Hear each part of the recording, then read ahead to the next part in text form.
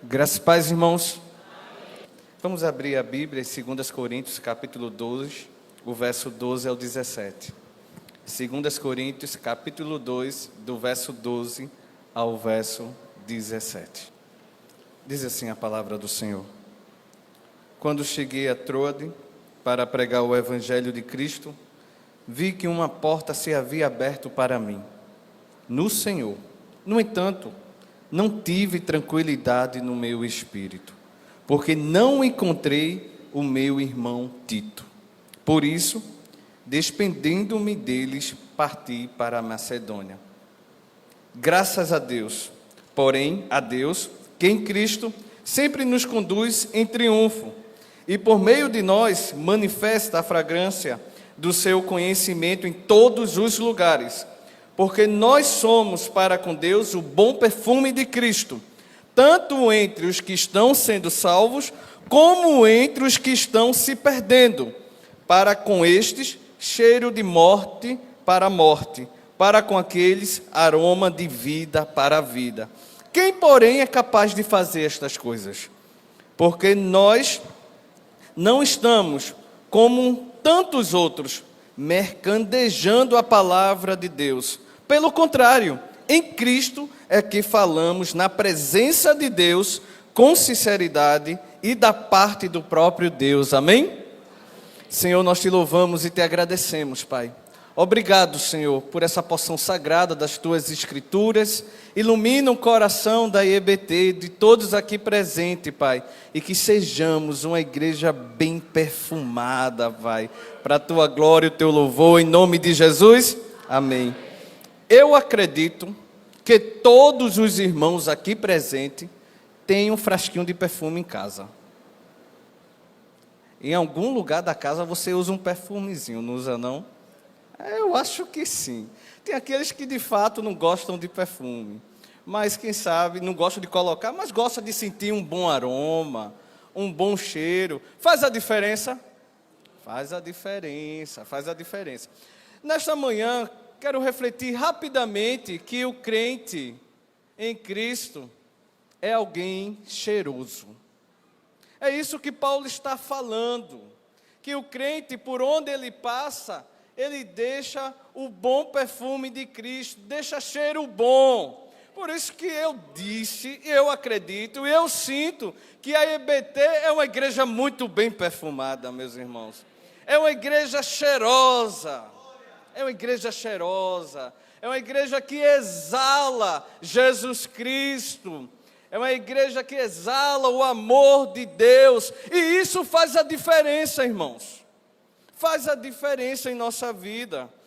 Mas veja que o texto que nós acabamos de ler, no verso 12 ao verso 13, Paulo diz que quando chegou em Troade para pregar o evangelho de Cristo, Deus abriu para ele uma boa porta para pregar o Evangelho.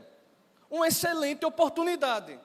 Mas só que o texto também nos diz que Paulo não estava tranquilo. Paulo não estava em paz. O que eu admiro aqui é a sinceridade de Paulo. Ele podia ocultar isso. Quando ele diz aqui, eu não estava tranquilo, não estava em paz, o coração inquieto, Paulo estava com um excesso de preocupação. Paulo estava bem preocupado. Agora, Paulo estava preocupado com quem? Paulo estava preocupado com a igreja que ele deixou em Corinto. Era uma igreja que aprontou bastante. Muito. Cheia de divisão, imoralidade, orgulho dentro da igreja, divisão dos irmãos, desunião, enfim. Aí Paulo pegou e escreveu uma carta. E nessa carta ele falou verdades duras para aqueles irmãos, para que aquela igreja se orientasse. E nisso ele partiu. E tem uma segunda carta de Paulo que ele escreveu, mas essa carta nunca foi, vamos dizer assim, vista. Não está entre o cânone. E ele enviou por Tito essa carta. E Tito não trouxe a resposta para ele. E Paulo estava muito inquieto e intranquilo com isso. E ele está colocando aqui, eu fui para Trode e não encontrei o meu irmão Tito, porque meu irmão Tito iria trazer a notícia de Coríntios, de como ficou a igreja após ler a minha carta e as minhas recomendações no Senhor. Aí sabe o que ele disse? A porta que Deus abriu, ele disse: por isso, despedindo-me deles, parti para a Macedônia. Paulo estava sem tranquilidade. Aí sabe o que acontece na Macedônia? Diz quem Paulo encontra. Paulo encontra quem? Tito. Paulo não tinha um WhatsApp. Paulo não tinha como marcar: Tito, onde tu estás? Não tinha nada disso, irmãos. Era difícil. E Paulo estava esperando. E eu acredito que Paulo, dentro da rota ali, que poderia encontrar Tito, ele foi. E quando os irmãos leem comigo, vamos ler 2 Coríntios 7, 5 a 9, você vai entender. Veja o que Paulo diz: porque quando chegamos à Macedônia, não tivemos nenhum alívio, estava preocupado. E ele diz: pelo contrário, em tudo fomos atribulados, lutas por fora, temores por dentro, porém Deus, que consola os abatidos, nos consolou com a chegada de Tito. A preocupação era pregar o evangelho, como estava a igreja de Coríntios. E Paulo ficou aqui intranquilo, inquieto. E era uma porta boa para pregar o evangelho, mas não tinha paz. Vou fazer o quê? Estou preocupado com a igreja lá, com a resposta de Tito. Eu não encontrei, vou para a Macedônia. E veja o que Deus fez, irmãos. E não somente com a chegada dele, de Tito, diz o verso 7, mas também pelo consolo que recebeu de vocês. Ele nos falou da saudade, do pranto e do zelo que vocês têm por mim, aumentando sim a minha alegria. Como mudou o ânimo de Paulo?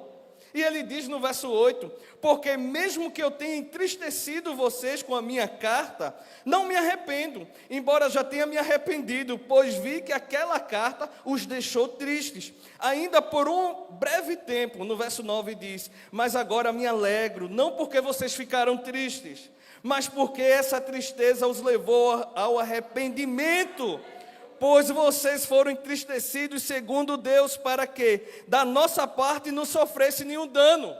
É como se Paulo estava lá escrevendo, depois de ouvir a notícia de Tito, de como estava a igreja de Coríntios arrependida, e ele falando que estava inquieto, uma boa porta abriu para pregar o evangelho em Trode, mas ele não estava em paz, e ele foi para a Macedônia. Aí quando ele lembrou disso, escrevendo disso, ele parou, e ele deu um brado de glória a Deus escrevendo, porque você percebe que no texto ele está triste, mas de repente muda completamente o contexto.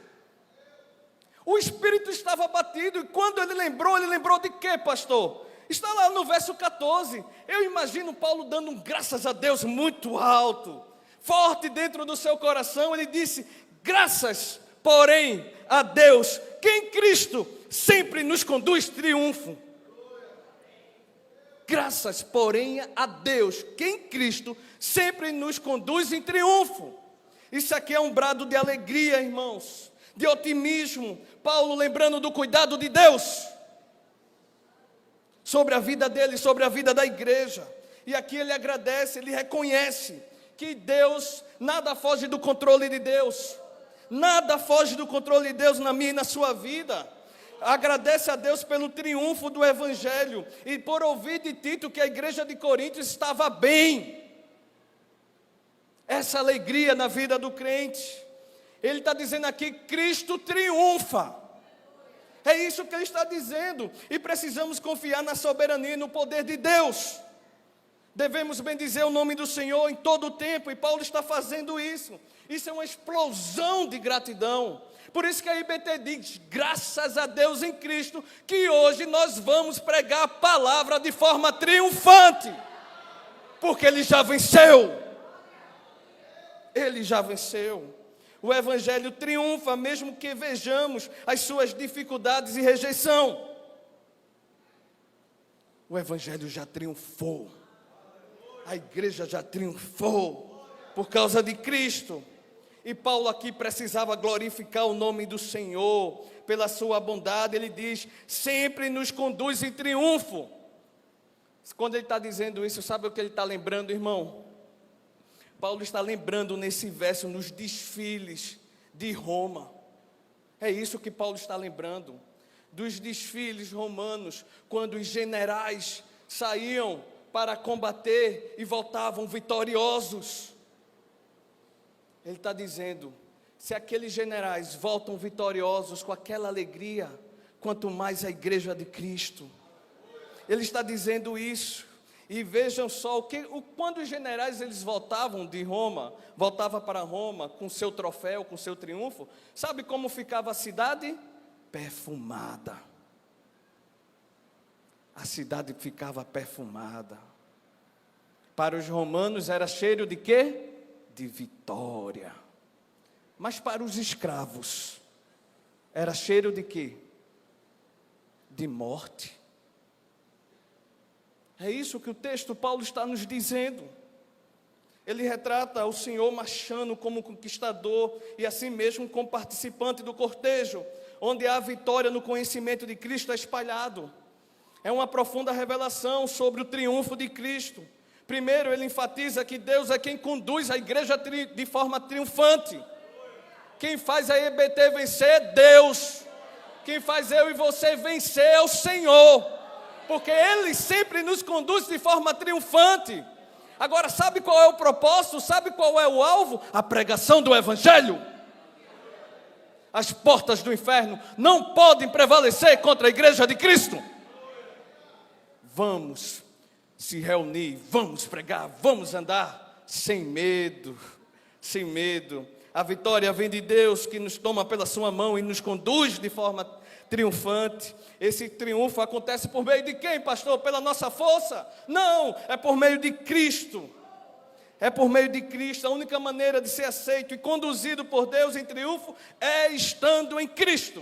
E Paulo deixa isso muito claro. Esse triunfo não é um triunfo passageiro, não é um triunfo efêmero, mas é um triunfo constante. E ele se manifesta seja no choro, na alegria, na saúde, na doença, na prosperidade ou na adversidade. O crente em Cristo é mais do que vencedor.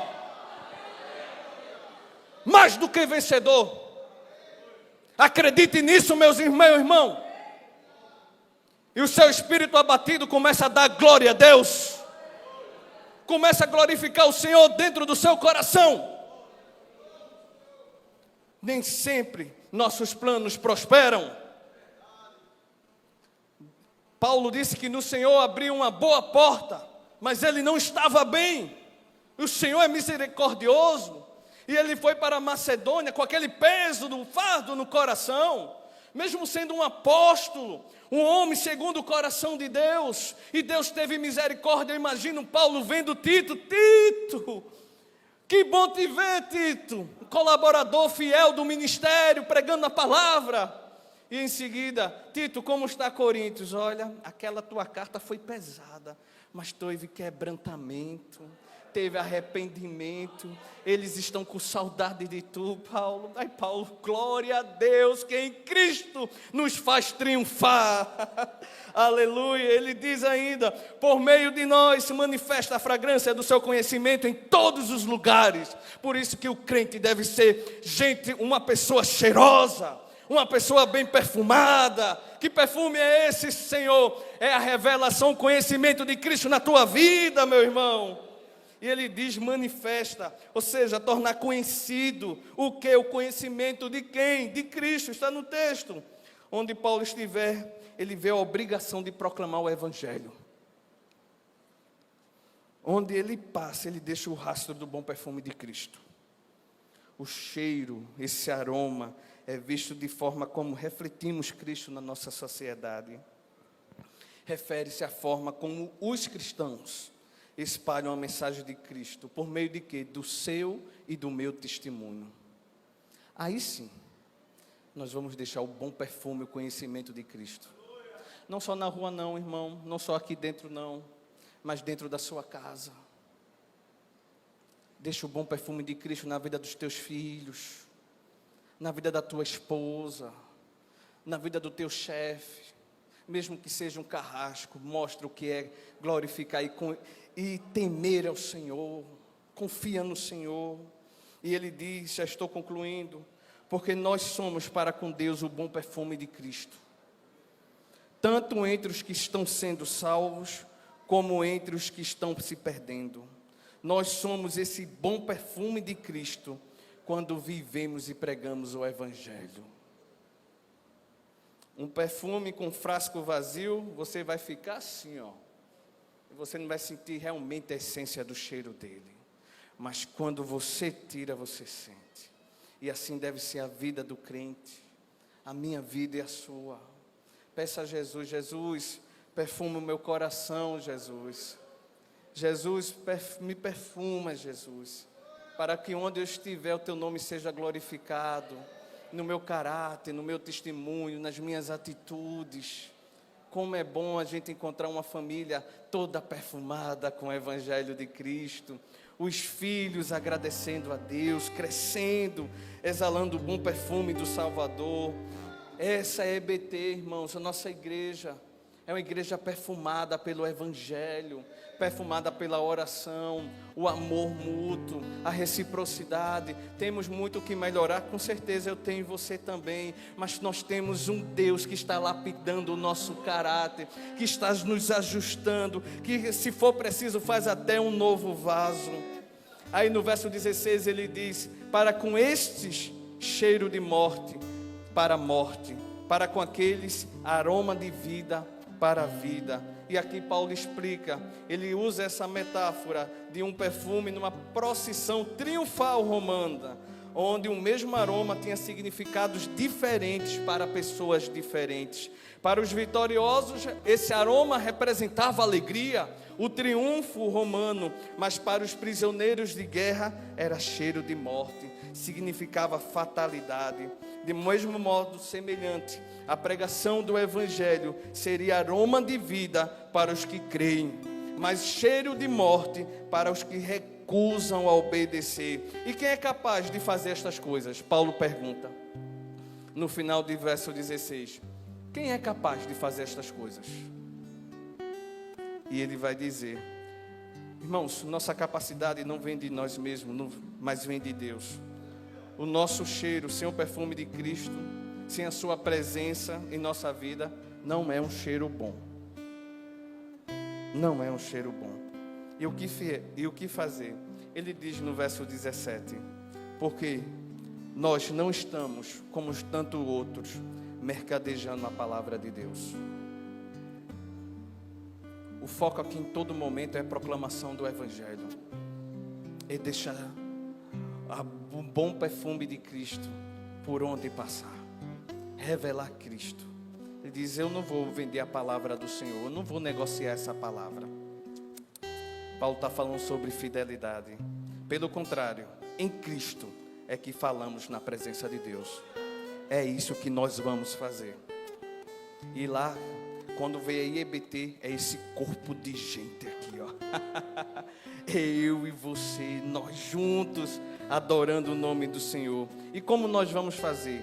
Da sinceridade e da parte do próprio Deus. E concluindo, como podemos extrair algumas aplicações? Devemos manter o otimismo de Paulo, indestrutível, em uma atitude de gratidão, mesmo diante das dificuldades. Podemos confiar que Deus nos conduz constantemente à vitória em Cristo. Independente das circunstâncias, nossa confiança deve estar no Senhor. Como cristãos, nós somos chamados a ser o bom perfume de Cristo em todos os lugares, manifestando o conhecimento de Deus através das nossas vidas. Devemos falar a verdade, a palavra de Deus com sinceridade, não mercadejando, não negociando, não distorcendo para ganhos pessoais. Nossa manifestação deve ser agradar a Deus e não aos homens. Deus nos abençoe.